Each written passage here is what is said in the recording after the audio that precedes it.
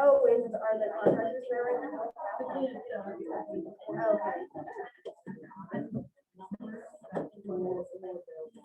Okay.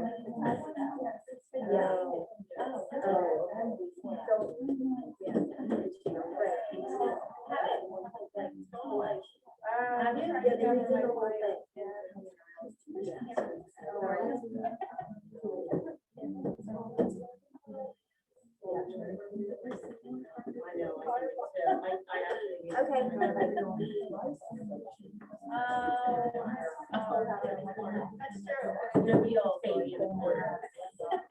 I feel myself here. Don't look.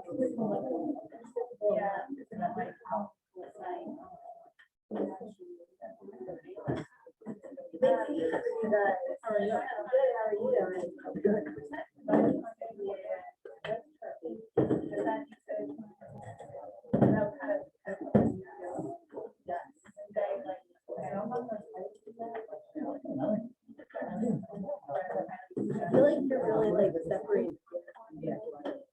I don't know why you're, you're like,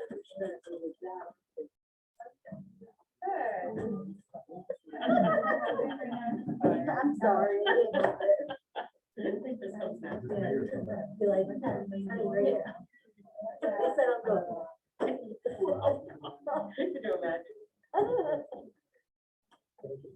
All right, where's Dave? Come on, Dave.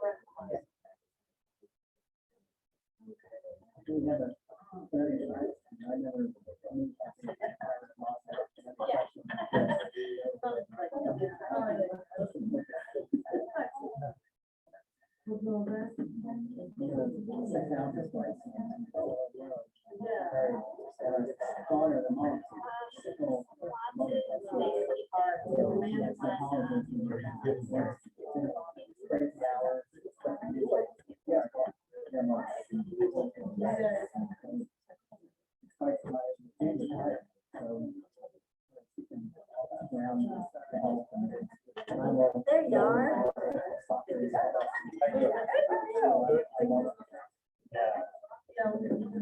Hi. Right in. Yep.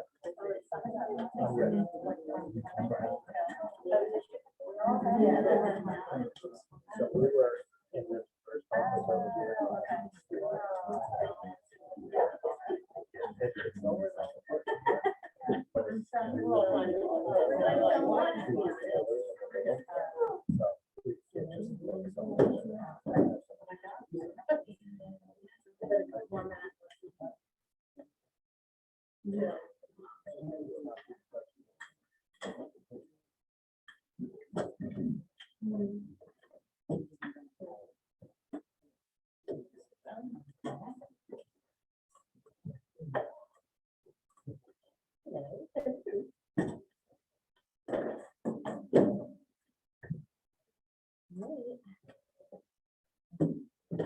Good. All right, so we're gonna talk about mostly about how to find listings, where to get listings.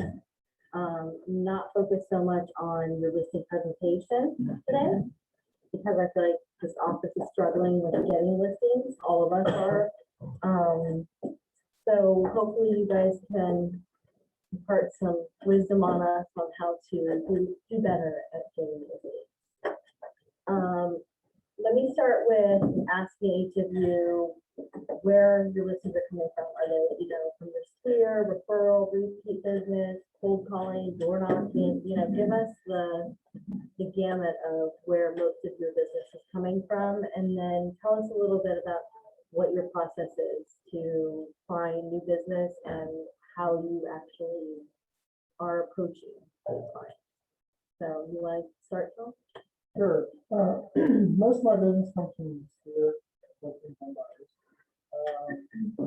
A lot of social media, people reach out, but again, all those people are people that are kind of like already in my social media. So I double and triple down on Sphere, past clients, past client flows. Tell We us also have about what you're doing to like, follow up with these people. just like, the quarterly quarterly calls. I mean, the EP2 is like a program to make sure you're calling people quarterly. But, do I follow it to a stage? No, but I make sure, I have reminders in my calendar for when they settled, for past clients, so I can have a reason to call them and say, hey, it's been 5 years, and I'm like, who knows, maybe they want to listen all the time. Like, so just making sure you're keeping in touch with people and making sure touches. I send things to the house occasionally, like maybe once a year. Like what? It's like, AM cards. I just send like a card with some brands for the family, and that's like, I did that last month for $500 in credit.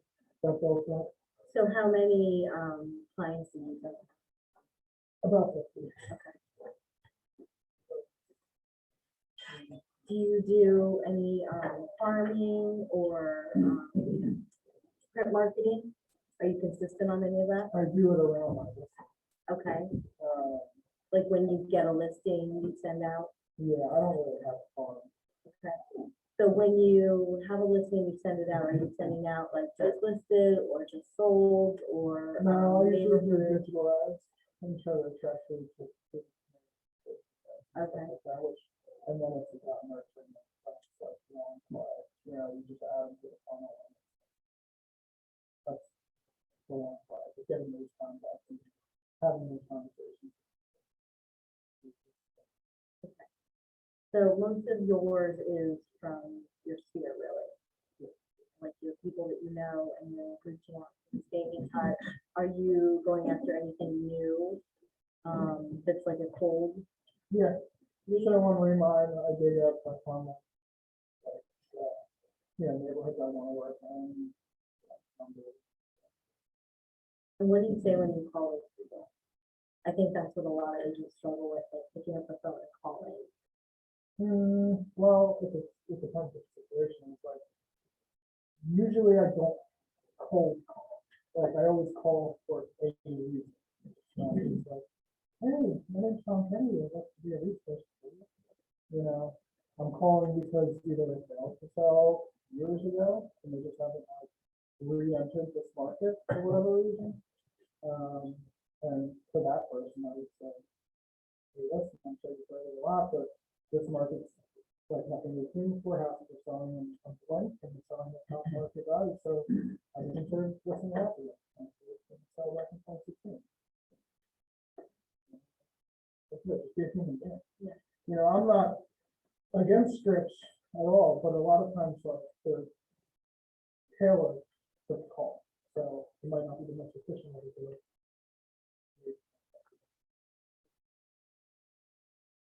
Any questions for Tom? Same kind of question to you. Where's most of your? So I think almost any agent team group that I've ever talked to overwhelmingly gets the majority of their business from past clients and sphere of influence, and that's the same for me. So probably 85% comes from my past clients and sphere, and I'm reasonably good at staying in touch with them. I've done prior to pre-pandemic, I do like a really big client appreciation party every year, which is incredibly successful, and I get business from that. Even though I spend a lot of money on it, I get business from that. It's a really good event every year. Do you want to tell? I mean, some people have heard you talk about it, but some people haven't. Do you want to tell about what that looks like?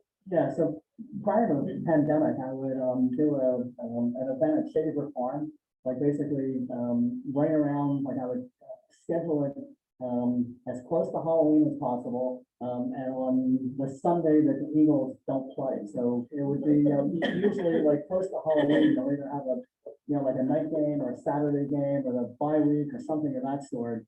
And I get 150 people, sometimes, more. Every person that shows up, like, they don't pay for anything. So, they have 6 kids, they get a certificate for 6 pumpkins.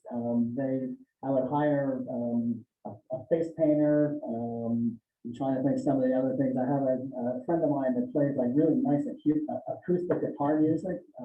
So they set that up in the corner.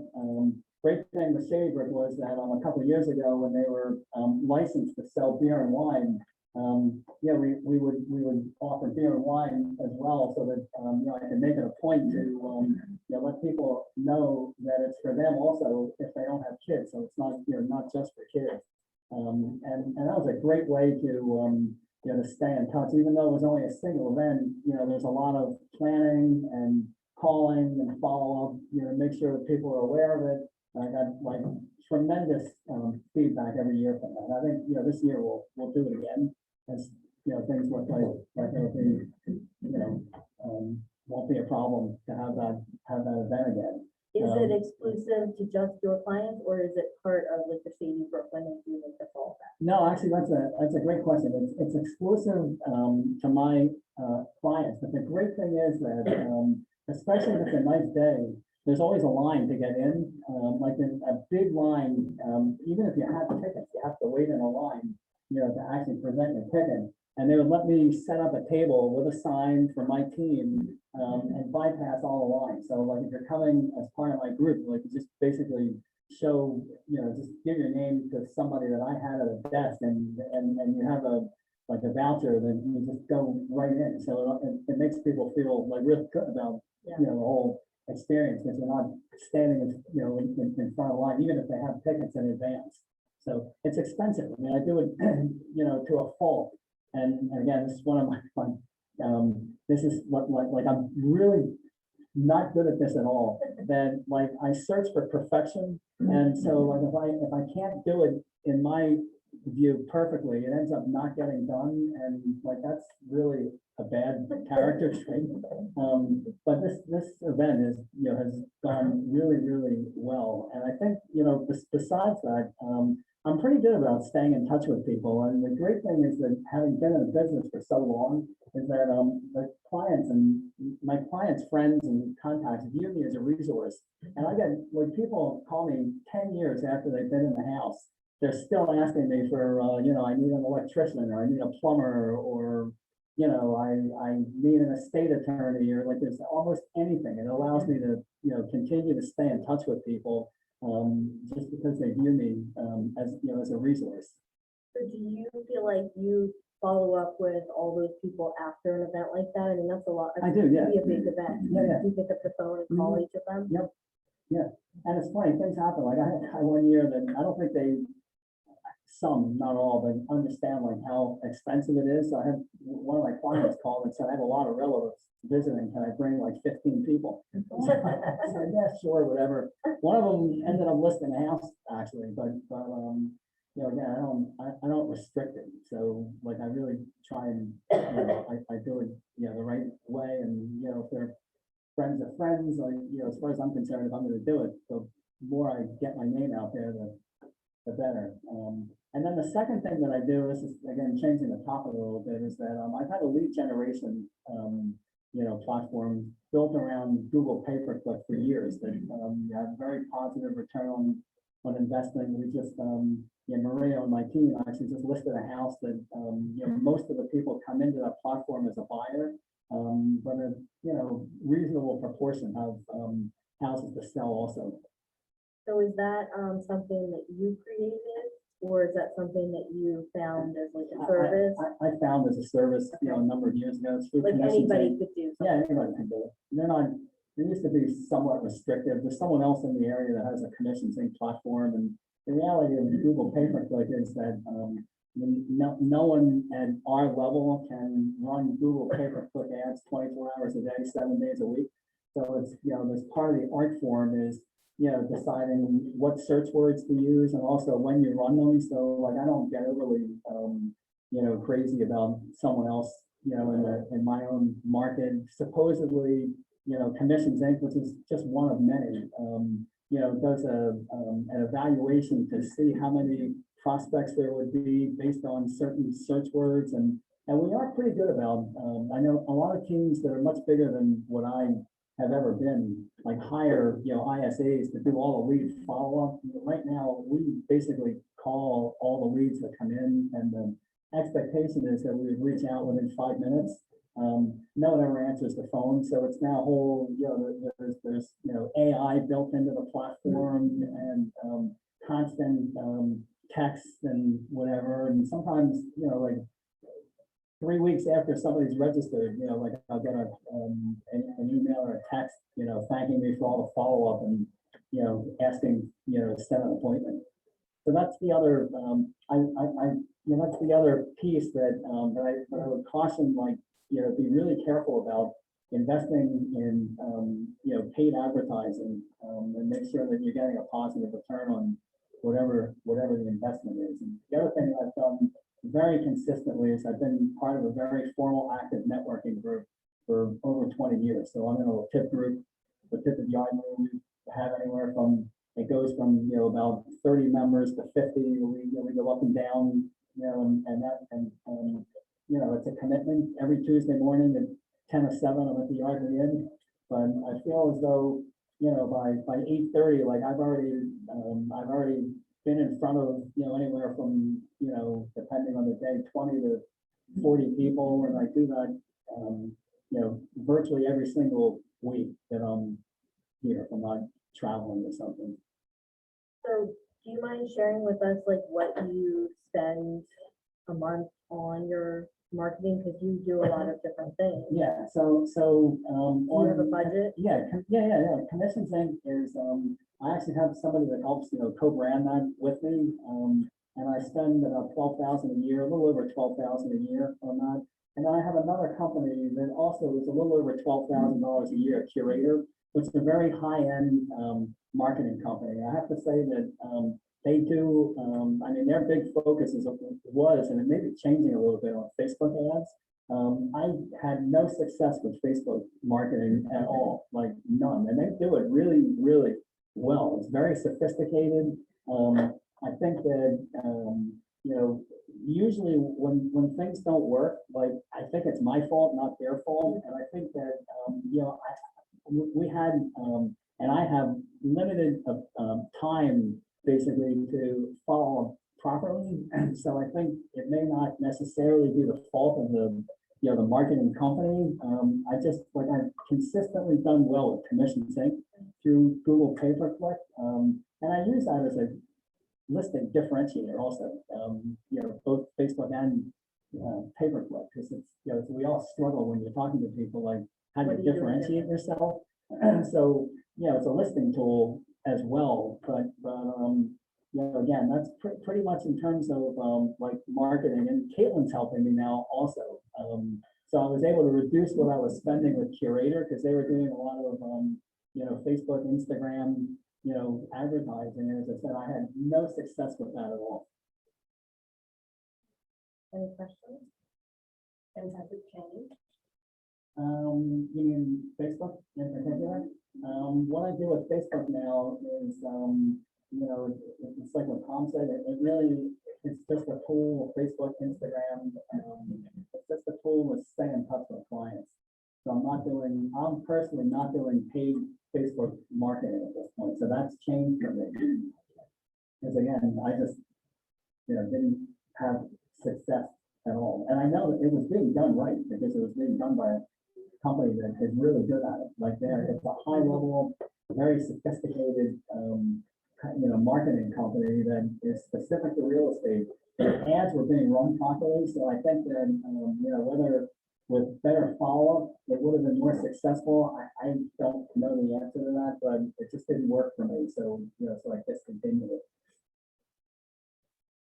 Said when you hired But Curator, they had a couple different versions of the programs that, that they offer. And at one point, like I went in on, like they would, they would embellish listings and market specifically listings. And then there was, basically just, sort of generic, advertising on my behalf to get my name out there. And to an extent, it was hard to quantify the results of that, but like I was in my neighborhood once just walking and, somebody stopped me and basically I didn't know the guy and he said, oh, you're the realtor I see everywhere on social media. So, to the extent that maybe that helped, it's possible. But I was spending at that point initially, and this was for a very limited period of time to test it, about $2,500 a month on that.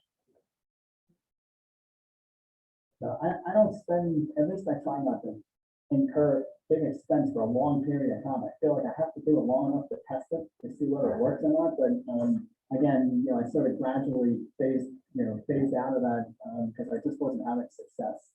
Hard to quantify the results of It was hard to quantify the results. And I didn't see, what I would look for would be some significant increase in the amount of business that I get from people that didn't know me. And I really didn't see that. I'm in my neighborhood all the time anyway, so it's possible that there could have been another connection or something. So just because that one experience didn't justify in my mind, continuing to incur a lot of marketing expense that I just couldn't quantify as being valuable. Tom, do you have a marketing budget that you try and stick to monthly, or are you kind of, how do you do it? Yeah, I set out this year with a marketing budget, but that's been revised. I mean, what I've found honestly is that most of the marketing dollars spent are not most of it. I think that social media does offer a nice platform. Contrary to what Marty says, that I have had success with it, and I don't know why. One doesn't, but I have, and it's like a lot of times the success I have with social media is when I'm promoting this and stuff like that. So I'm happy to spend. It's cheap, it's like $30 or $60 for a couple of days. I mean, the listings only on for a few days anyway. So, $50, and you get sometimes 18,000 views, depending on how you set it up. But yeah, to answer your question, you have a budget, but I don't spend that much on marketing. I think more of it is from awareness through social media and past clients who are full of their experience are happy to introduce me to them. Awesome. And Larry, I know you do something completely, a whole different method to your madness. So I would say that we generally are listing one of three ways. We have a servant and past customer follow-up system where we keep in touch throughout the year. And then our new business is really generated through either open houses or what we call neighborhood calls. And we have an open house program. For example, Lisa and I are hosting we're in a house in here this coming weekend, Saturday and Sunday. Do you do the same house both days? Yes, Okay, and you're both there? we're at two separate houses. Okay. Um, How are you connecting with people at the open house, especially when you have so much traffic right now coming through to where you're capturing their information? Like, what is your method to that? Yeah, so what we've been doing is, and COVID is an excuse to keep families outside, and the weather's getting nicer. We try and bring them through with one or two families behind, and then signs and Lisa says that her goal is to connect with just one throughout the day. One time for every open house. That I can do. And follow up. I mean, they're all signed in, all these people are in the market. It doesn't cost you anything. And just follow up with everything. What is your follow up with them? If you don't mind? Sorry. Yeah. No, I just call them and said, thank you for coming to our open house. Depending on what they write down, if they have an agent I usually don't, they clearly write that type of thing, but if we're not sure, follow up, just thank you, can we help in any way, what are you looking for, what did you think of the home? I might give them some information on the home, like, oh yeah, how many offers did you have, people love that. Yeah. Type of information, so we just try and personalize it, and, Do you put them into your, into your command as a contact, like a drip campaign or anything like that, where you have auto, depends on how. okay. And ideally, what we do is we have everybody sign in on that registry. And the goal would be to call everybody back 4 times, connect with them 4 times. If we can generate an appointment after the 4th connection, we'll further lead that. Because every week, we're not in the business of collectively. We really want to do business with the people that are willing to work on that. So ideally, yeah, we try to connect with everybody that has signed in 3 or 4 times. And if we can generate an appointment after the 3rd or 4th contact, we probably can. And they don't go into our contact manager.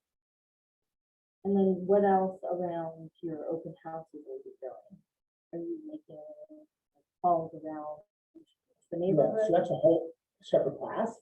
For the most part, we want to do a good job promoting the open house, generating people to come through it.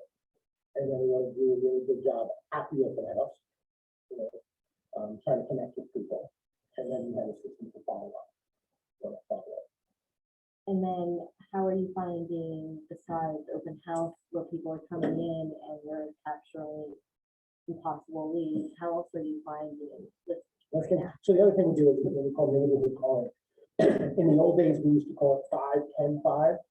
We would call it 5 neighbors to the right of our new listing, 5 neighbors to the left of the listing, and 10 neighbors across the street. And just make that neighborhood call. My name is Larry, Keller Williams Real Estate.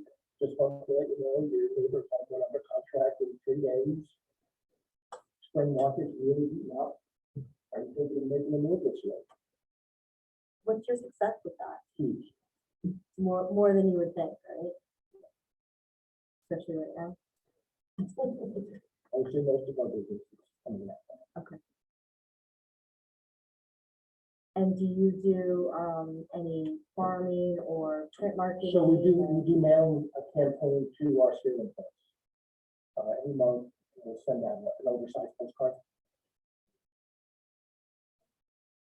What do you spend on something like that? The information on it, the template really stays the same every month. We just give a listing of homes that have recently closed, the days on market and their sales price. Just Small there's 20 out of all the ones that have done. Most of them council have to do. Most of them council. So what do you think you spend? On our mailing campaign, Yeah. between our sphere of influence and our just listed, our just sold cards, we're spending about $3,000 a month. I think that helps, I don't know, it helps you guys to know where you can put money, to get a return. Just out of curiosity, I gotta ask a question. So when you send the postcard, your sphere of influence, they're not all in the same neighborhood. Yeah. So what, like, do you put on the card information specific to their neighborhood? So. Did you bring the card? I actually left it on my Okay. desk. So the card is the front, what we'll call the front of the card. Yeah. We highlight a new listing and it never really changes. It's just our contact information. On the back side of the card, we let them know how many closings there were in 5 school districts. Oh, okay. In Council Rock, and Berry, Shanley, Centennial, Mhm. and Central Bucks. Mhm. And we just summarize the closings for the month. And then above that, we have maybe just 20 specific homes that have closed. Are they all your listings that have closed or They're just? not all ours, Okay. we do put ours and then we fill in the gap with, Right. with others. You don't have to have all those sales to Yeah. show what the sales are. I don't know. You're allowed to share market that. I'll be there away. Yeah. Yeah, so we highlighted it for the low. And then this stuff, the template never changes. And on the back side, the top never changes, right? Just homes that are sold, And here's where we put our summary of the home credit. So, Larry, are they the homes that just sold? no, so we do put ours on there, Right. but we don't have enough.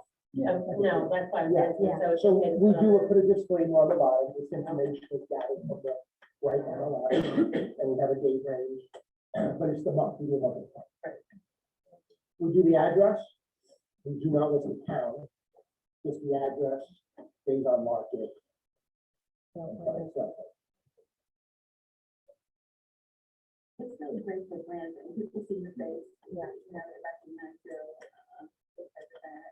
I don't know how much business we actually get from that, but. We do get a lot of people that say, I should call. Yeah. When we call or follow up, they will, we like calling them out. And you send that after your list is sold. So, no, so that card goes to the same people each and every month. Our sphere of influence, past customers. The just sold card will do a radius around the home that we just sold. And that, those people, it's like one and done. Those people get it every single month. The information will change. But the card looks exactly like that. Now, who do you use for, bringing the mail? Search the, like, anything.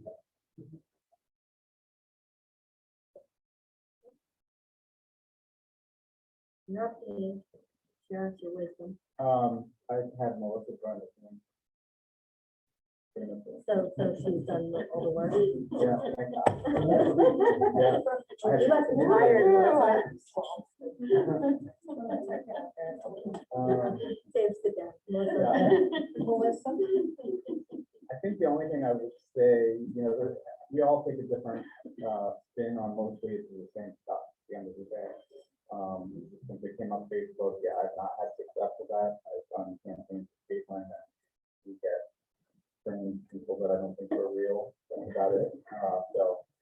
But I am heavy on social media promoting stuff, right? And creating my whole mission 4 years ago when I went into real estate was how do I become Harvey Milner in 4 years or less, right? So a lot of this is because I remember I was in charge of this stuff with you in the bank. So I don't have that background, I don't have that history. So you create the perception you want because perception becomes reality. So for me and my background in marketing, it was to go heavy up front and spend in marketing, invest in building my brand, doing some of the things that are kind of repetitive to build your brand. The challenge with that is you don't have direct correlation to results. So I can tell you the different things I do, but I can't tell you whether I recommend them. If I come across something like Facebook that I don't feel is working, then I'm going to cut it. Like you said, Marty, I'm going to do stuff long enough to try it out. Right now, we've got 2 neighborhoods. One where we've had the highest price sale ever in the neighborhood, the other one where we sold the most homes of anybody in the past 2 years. So when you have a claim, you have something that you can take that's there and legal.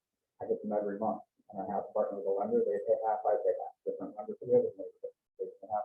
I'm going to do 6 months in a row. You don't get anything out of that. And we're doing calls and as well, pull the full list, you know, so those are good call. But you don't have to do it next year, but that's my investment. One neighborhood, I have $1,000 for the 6 months. Okay, I'll do that. I do the inside front cover of Newtown Lifestyle magazine because that goes to $650,000 and up homeowners in Newtown, Washington Crossing, and Newville.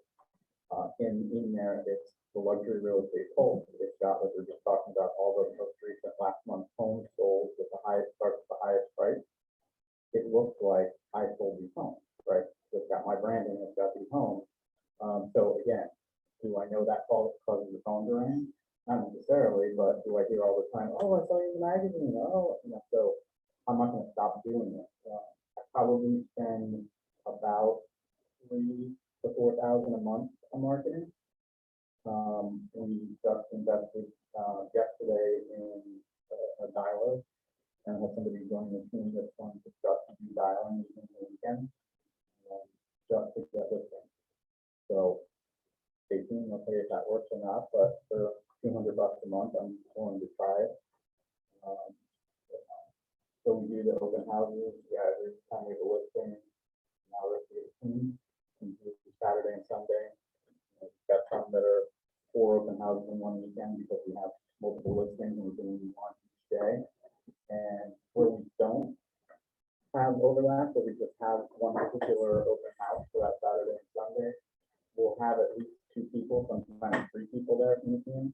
Because you can, there's multiple reasons. One, you get a much better thorough tour and get on the key points of that home. 2, you can do a better job capturing the information and welcoming people and talking with them, finding out more detail than maybe they planned on sharing. So, and for 3, I would say is everybody has a different personality. Some will connect with someone differently than Grant would or that I would. And then split up the leads at the end. So leveraging open houses is definitely a way to generate listing leads. Anything else you guys? Okay. I don't mind doing cold calling, so I do cold calling too. And I think why you're successful at that is because everybody knows more building a relationship, things like to talk to. So, just dialing isn't gonna help. You have to have the right person dialing it, that's the right approach. It's not about trying to get a list, it's about just trying to bring value and get to know this person. And get them asking these questions. The last thing I would say that I really focus on is, I'm in Rich Burrow, I'm the president of the Town Business Association, the president of Kansas Sports in Philadelphia. But I'm really big on relationship building. So to me, it's not so much about how many people call today, how many people, what's part of the event. It's how many people did you connect with today? And hopefully how many of them did you not know yesterday? And then building that, relationship, because everybody owns a once going home. So the time will come, but do they like you kind of now that is in their world and they think of you. The other thing that we're focused on this year, because I was doing Zillow ads and we moved out of that, is building our kind of our alliance group, attorneys,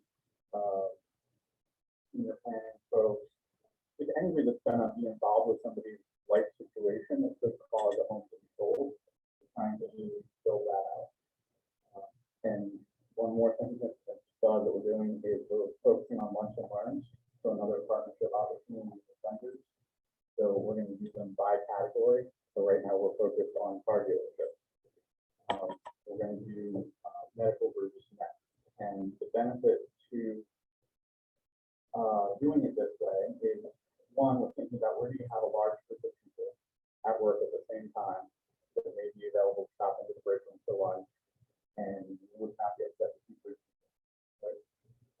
So I luckily have a lot of connections with car dealerships, and so I can get a schedule, get it in, get pizza, and then the lenders who partner with pay for pizza because they want to be there. They want to be talking about lending programs, we're talking about first-time home buyers, and an hour or 2 at a time.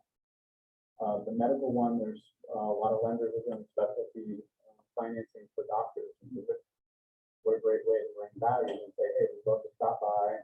Your office has 15 employees. When's a good time for lunch? We're going to bring our financing specialist who specializes in your profession, and then again for that, and that's a piece of the cost. So I think for us, it's really just doing more about how do we get creative to get in front of more people, because as you're finding, the phone's not ringing. So how do we get in front of people and start to create value and build those? Anybody have any other questions? Dave, what's that Newtown magazine, so 1100 a month.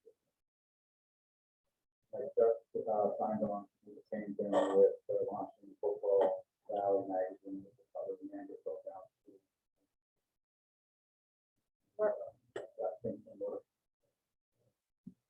One question I have for each of you is, do you guys focus on one area of where you're trying to kind of become the expert, or where you're well known, or are you kind of anywhere? Like, do you have that demographic of area that you want to be in, like a rock specialist, that kind of thing? Have you narrowed down your business to that level? I mean, I have a target. And there's certain neighborhoods that I can manage to and stuff like that, but I focus on more than others. But more than anything, like, my database is pretty good.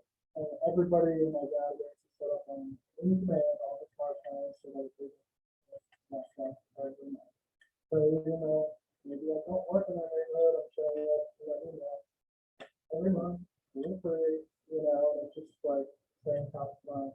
The other thing is like, as far as like, locationally, not really, but like, I grew up in the area, I graduated from Council Rock. I'm getting, you know, we're now all of the home buying is buying, selling, the parents and downsizing, so I'm really trying to optimize that work rather than put one there. But people already know, they like it. But- And like, I can easily convert those clients. That's sort of the I'd say, you know, somebody asked my ideal customer or client would be Yardley Newtown. I live in Yardley, but I also have a pretty extensive database, and so like, I've been pretty much in every community, you know, municipality, all over Bucks County, Mercer County, you know, like Montgomery to a certain extent, and because of the, how large my business in years of being around, you know, I go wherever the business goes. The other thing I didn't mention before, but, you know, I think that you can, you know, you utilize anything that you love. Like I've been involved in a bunch of charity programs locally that, you know, that have generated a lot of business for me because my name is always out there. And the other thing, like I before the pandemic, I was playing a lot of basketball, and I've done, like, it wouldn't be an exaggeration to say that I've done 100 transactions from basketball. I mean, it's made me hundreds of thousands of dollars. And then, you know, the great thing about that is that, like, I'm not selling myself. Every time I walk on a court, and they're all young, so, you know, myself excluded, but every time I walk on the court, I'm doing the same thing with tennis. Charlie's learning this, like, somebody always has a question about rates or what's selling in the neighborhood or what's happening with the market. And I'm not selling myself. I'm just providing valuable, you know, information, so that people would think of me when the time comes to, you know, to move, or if they know somebody that's moving. We're licensed in Pennsylvania, New Jersey, so we go anywhere, but I would say the majority of our business is from. Do you think that's because you had Well, kids sure, that that's took on also, through school? Three Yeah. boys. We have 3 boys, they they all play have- sports, I like to do that. But then we also have an active adult community that we started working with about 5 years ago, and we just kind of like, reached out and we talked to people who have that, and they have referred us, so we're kind of like refer those things. But yes, Council Rock.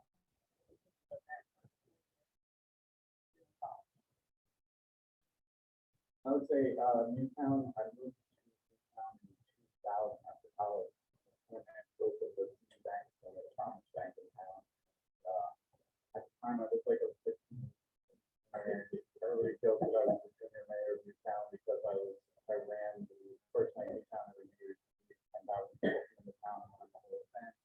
I was on the allocation committee, college, old family golf out in the South golf, that I did everything. So, fast forward, I go into corporate and I come back later, and still surprisingly, Marty Milner and a lot of other people that I knew from Newtown are still here, so the connections were still valuable. So, I stuck with it, and obviously, president of Newtown Business Association, and then I did, also like members of Pennington and Cultural Council. So, that was secondary, more so because I lived over there for a few months, but giving me the opportunity to kind of grow in different areas and see how dramatic it is. Thank you. Thanks for sharing all of your secrets and what you guys do and offering valuable insight. I guess that when you open houses and you're calling all of the neighbors, you know, what's the best source of finding the phone numbers? Like I've always done, I'm trying to get one company to call me, but it's one way. We use Cole Realty Resources. Yeah. Yeah, the office is a member, Oh, okay, Cole, COLE. okay, You can ask it and Tricia show you how to use it on the computer over here. okay.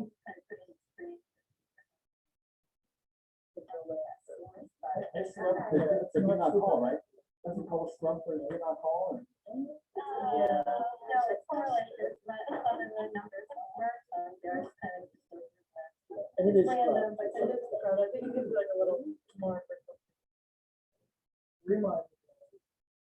Remind used to be free with, it's not, the Remind used to be free with, our, our, or actually our membership through Bright, but it's no longer free. One of the, Yeah, you continue to use it, Tom, after it went offline?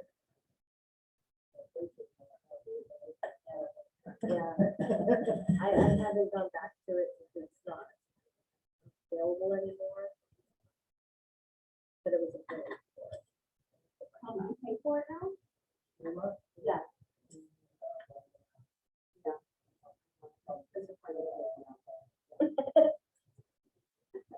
And then, as neighbors, the 5, 10, 5, 5, and 10, come to the open house an hour before it starts if they want to. This weekend. We have to make it every Friday night. And that usually starts good conversation with them. Right. as well. Yeah. You're I did interested. that years ago, but I didn't do it. Right. Yeah. Right. You go. No. Just invite them to the. So that's a good idea.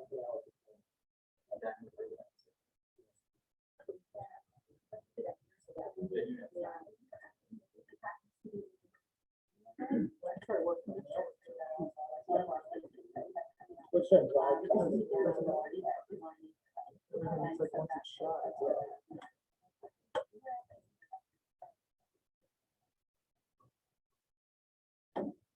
Thank you. Thank you.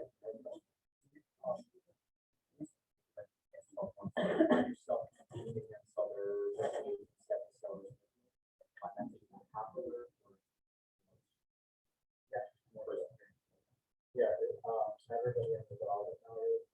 So, Such a, I think that, I mean, I've seen it more than I did in the past, and I would say, like, that's great, definitely do. I felt bad to the. How many homes they sell last year? How many guys are in no one thing to sell? When I provide those things back.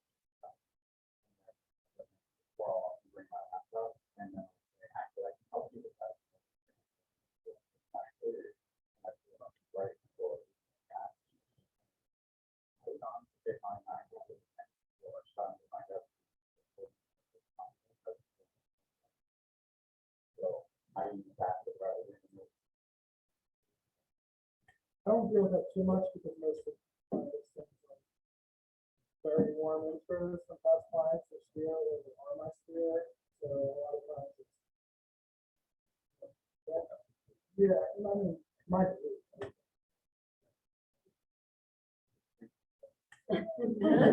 We'll see, I'm waiting on a response here. They have a real competitive in terms of how they like why they hired you guys. Ever you're like, I don't really like this.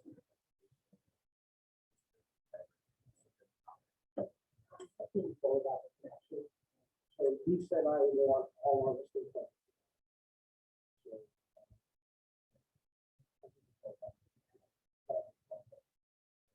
Most of the time it's because we're the. As a person, you're a person first.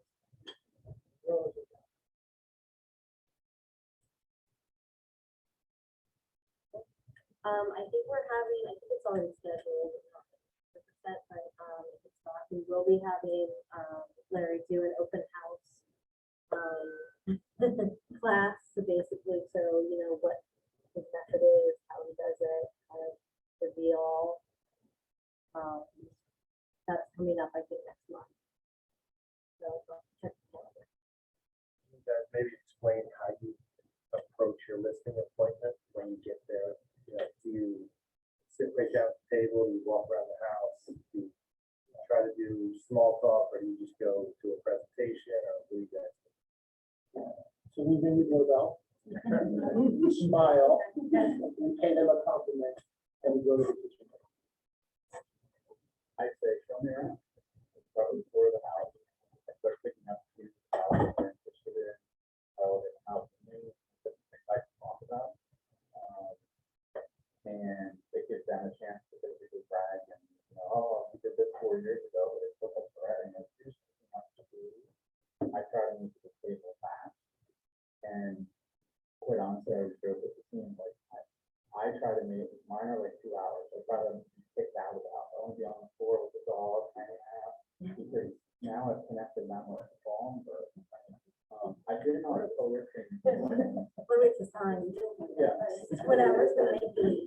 Yeah, so I've been on this list with other agents where I'm like, we're just looking at what they did in the kitchen, and they're like, well, did you want to talk about the comps? And then they put down the comps, and I'm like, all right, well, this is the previous place I worked, and she was the queen of this particular development, and I'm watching. And she's like, so I think you're probably looking at about 7, 8. And that was like, secure, like, whatever dropped, like, and like, that's really low. Well, why don't we finish the tour? Like, you haven't believed it, So to me, I always, and it'll come up and they'll say, well, what do you think the house is worth? And I thought, that would be, I mean, I throw a number, but that would be silly. Now the next step is I go and I would comp.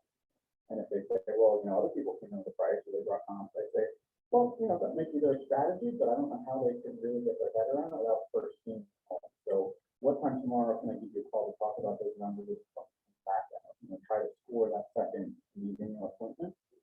But any tailor is Most of the time, I would say most of the time, I like the selling picking. So I come in the door and sometimes they'll say, can we sit down and talk? And I do that if they are so inclined, because I ask a lot of questions. Like I'm asking more questions. Sometimes people are actually surprised when, because they expect that I'm going to come up with some, formal, intense presentation. I'm just asking questions, trying to get a sense of, motivation, like why are they moving, where are they going, what's going on, I'm trying to make a connection. And also, I usually I always come with comps, but it's a range because without seeing the house, you can't tell, although I asked ahead of time, what have you done to your house and can you describe it, whatever. So I have sort of a range to focus on. And then, we once we're done with that, we look at, but it's interesting how so many agents who are successful have so many different strategies that all work if they are part of you. Like if you really, because I always felt that the likelihood of me getting the listing was inversely proportional to how long I'm in the house. So it's kind of the opposite of what you're saying. Like if I'm in the house like 2 hours, then there's something going on that like I feel like I'm not making the connection that I need to make. And I've had some appointments that are like Mike Ferry used to have a 5-minute listing presentation that answered all the questions, got right to the, are you, comfortable signing the agreement, listing agreement. And I just have always felt that like the longer I'm in the house, in most cases, the less likely it is that I'm walking away that, at that appointment with a signed listing agreement. I'm more in line with Marty. I do comps beforehand. I find out, what's the overall condition of the house. Is it great? Is everything new? Is it good? So then I know like where they're gonna fall on the range, and I kind of have an expectation of what I'm walking into. When I'm on the appointment, usually I go around the house first. Usually they show me around the house first. And make mental notes of any possible no price that might affect where we want to price it strategically. If we need buyers with inspections so they don't get stuck in inspection, then I'm going to use that when I'm making the pricing recommendation. So you can see that. But I always bring paperwork with me. That's the time. And that's interesting to that point, because I expect it, I'm stunned if I leave this on paper. I'm expecting it. It's not because I'm afraid it's not going to happen, but because it always happens in the follow-up. So in my mind, I'm like, oh, sure, I thought we can do that now, but I feel more like I don't want to pressure them. I want them to be my best friend. And then I don't have to worry about, oh my God, I didn't sign there. I might get this tomorrow. Everybody's different. To your point, Marty, what works for you? Good question.